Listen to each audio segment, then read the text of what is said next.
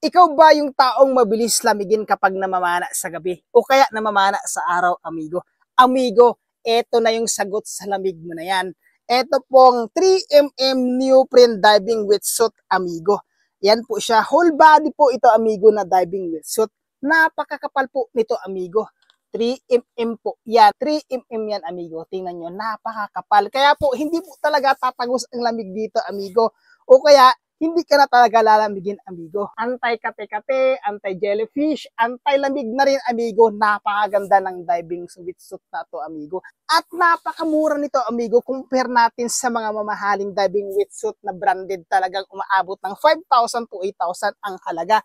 Eto, amigo, 1,000 plus lang, magkakaroon ka na ng ganito ka-quality diving wetsuit, amigo. Napakabilis na nitong isuot, amigo.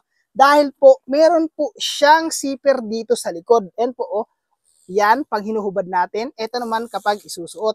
Napakabilis lang yan pong isuot, amigo. Huwag ka mag-alala, amigo, dahil po yung kanyang zipper po ay plastic po yan. Talagang hindi po ito kakalawangin. Napakapulido po ng pagkatahi niyan, amigo. Kaya po hindi ito basta-basta mapupunit. Ito po sa ating dibdib rubber po yan, amigo.